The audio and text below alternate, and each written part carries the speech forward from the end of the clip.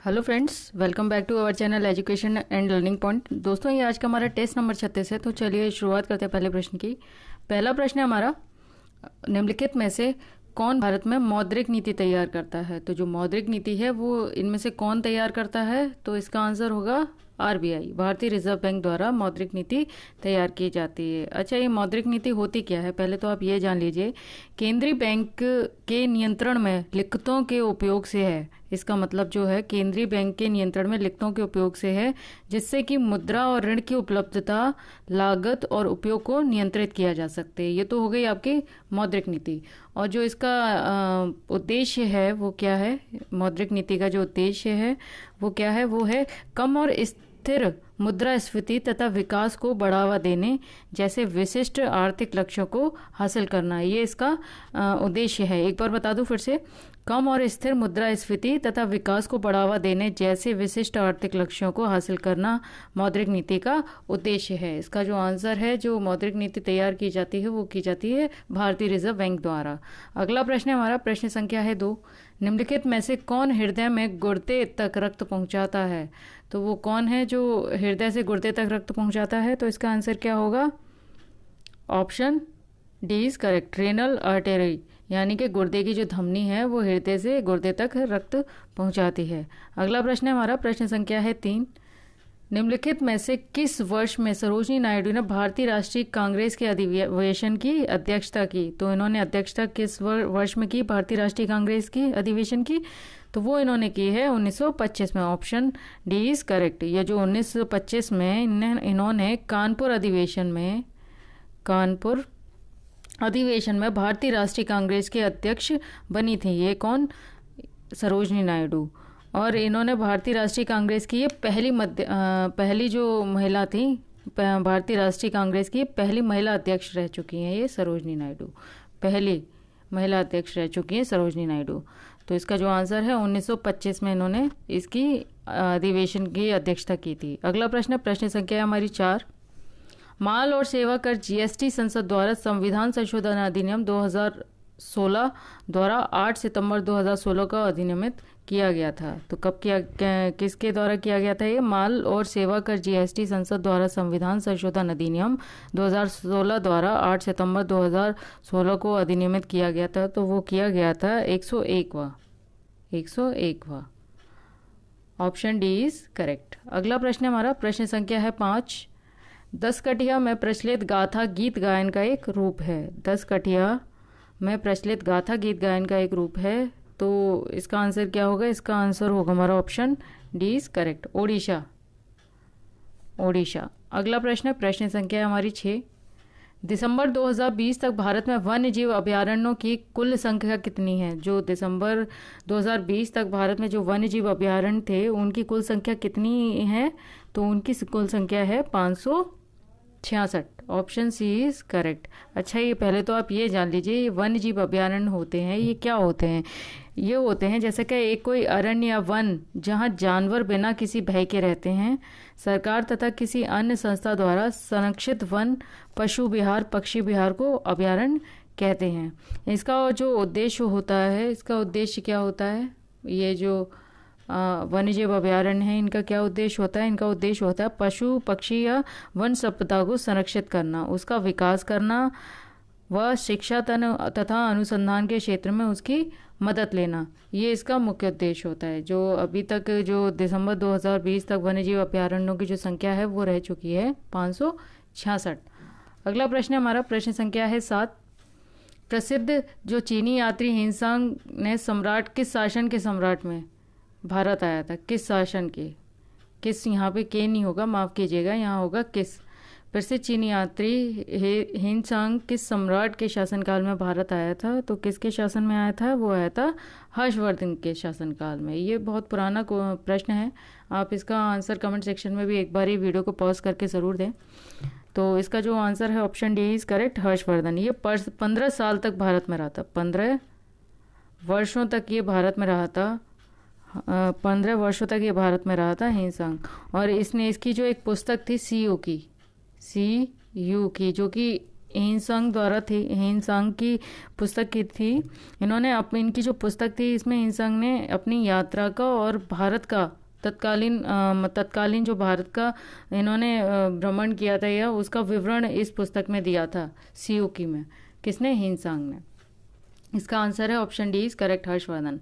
अगला प्रश्न संख्या है हमारी 8।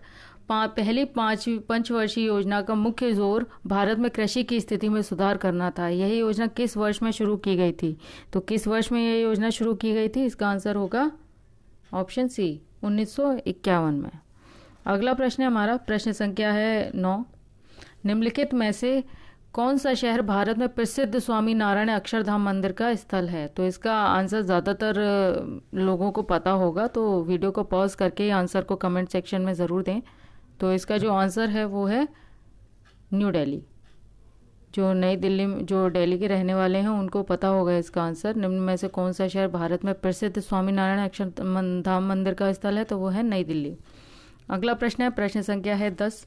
पाक जल डमरू मध्य क्या है? पाक जल डमरू मध्य क्या है? तो इसका आंसर क्या होगा, बताइए। इसका आंसर होगा ऑप्शन सी इज करेक्ट, यानी यह एक जल निकाय है जो भारत और श्रीलंका को अलग करता है, जो भारत और श्रीलंका को अलग करता है, ये पाक जल डमरू मध्य। अगला प्रश्न हमारा, प्रश्न संख्या है 11। निम्नलिखित कथनों में से कौन सा सही है? तो जो इनमें से कौन सा सही है?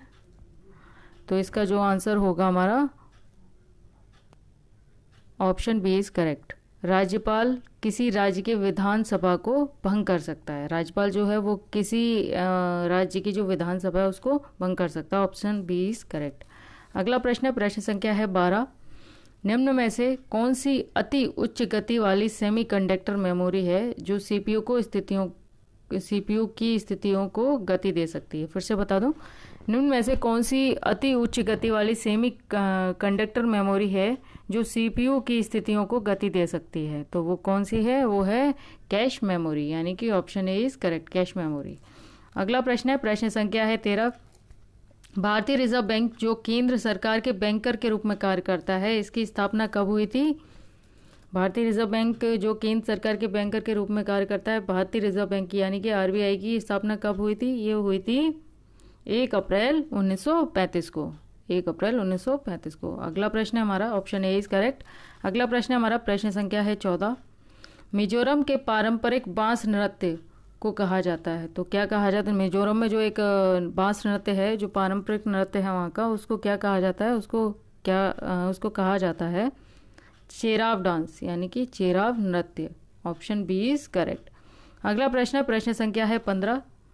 चक्रवात का केंद्र शांत क्षेत्र, इसे तूफान का क्या कहा जाता है? चक्रवात का जो केंद्र शांत क्षेत्र होता है उसे तूफान का क्या कहा जाता है? तो उसे तूफान की आंख कहा जाता है, यानी आई। Option B is correct. अगला प्रश्न है, प्रश्न संख्या है 16।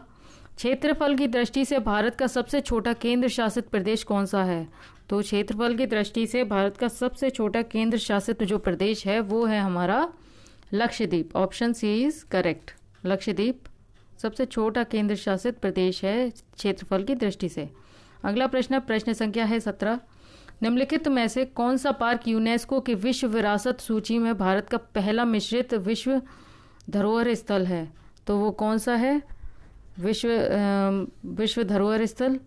तो वो है मिश्रित विश्व धरोहर स्थल, वो है हमारा कंचनजंगा राष्ट्रीय उद्यान।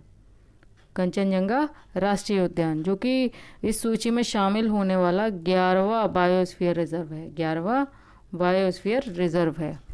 अगला प्रश्न है हमारा, प्रश्न संख्या है 18।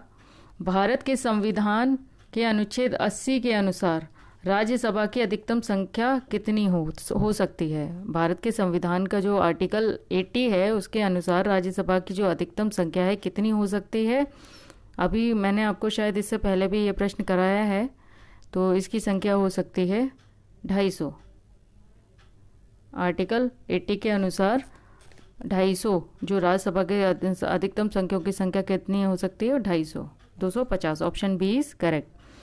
अगला प्रश्न है हमारा, प्रश्न संख्या है 19। वाल्मीकि टाइगर रिजर्व कहाँ स्थित है? वाल्मीकि टाइगर रिजर्व जो है वो कहाँ पर स्थित है? तो वो हमारा स्थित है पश्चिम चंपारण बिहार। जो बिहार के स्टूडेंट्स हैं उनको पता होगा इसका आंसर। वाल्मीकि टाइगर रिजर्व कहाँ स्थित है, तो वो पश्चिम चंपारण बिहार में स्थित है। अगला प्रश्न, प्रश्न संख्या है हमारी 20। भारत के संविधान के किस अनुच्छेद में प्रावधान है कि एक मंत्री परिषद होगी? भारत के किस संविधान अनुच्छेद में प्रावधान है कि एक मंत्री परिषद होगी? तो इसका क्या आंसर होगा? इसका आंसर होगा हमारा option A is correct. Article 74 clause 1 जो है, इसमें प्रावधान है कि एक मंत्री परिषद होगी। अच्छा, बाकी जो हैं उनके बारे में मैं आपको बता दूं इसका क्या है। जो आर्टिकल 89 है हमारा, आर्टिकल 89 में क्या है? आर्टिकल 89 जो है ये कहता है कि राज्यसभा का सभापति और उपसभापति, राज्यसभा का सभापति और उपसभापति से संबंधित है आर्टिकल 89। और जो हमारा आर्टिकल 92 है ये किससे संबंधित है? आर्टिकल 92 में हमारा है, जब सभापति या उपसभापति को पद से हटाने का कोई संकल्प विचाराधीन है तब उसका पीठासीन का ना होना, उसका पीठासीन ना होना। ये तो बात हो गई हमारी आर्टिकल 92 की। बात कर लेते हैं अपने आर्टिकल 91 क्लॉज 1 की।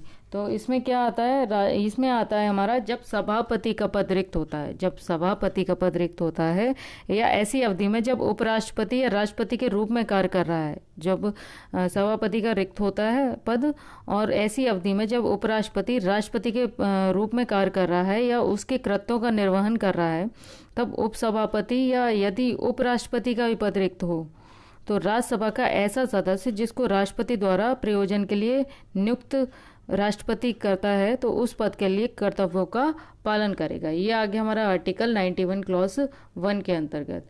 तो जो हमारे आज के प्रश्न, इसका जो आंसर है, इसका आंसर था हमारा option A is correct. Article 74 clause 1, Bharat के संविधान के किस अनुच्छेद में प्रावधान है कि मंत्रिपरिषद होगी? तो वो प्रावधान है आर्टिकल 74(1) क्लॉज 1 में। तो इसका जो आंसर है ए है। आज के प्रश्नों की श्रृंखला हमारी यहीं पर समाप्त होती है और क्वेश्चन ऑफ द डे है हमारा, उत्तर प्रदेश के अन्य 2 हवाई पट्टियाँ स्थित हैं, तो वो कहाँ स्थित है? इसका आंसर आप कमेंट सेक्शन में ज़रूर दीजिएगा और कोई सजेशन हो तो कमेंट सेक्शन में आप दें। और तो आज के प्रश्नों की श्रृंखला हमारी यहीं पर समाप्त हुई। मिलते हैं अगले प्रश्नों की श्रृंखला में, तब तक के लिए नमस्कार।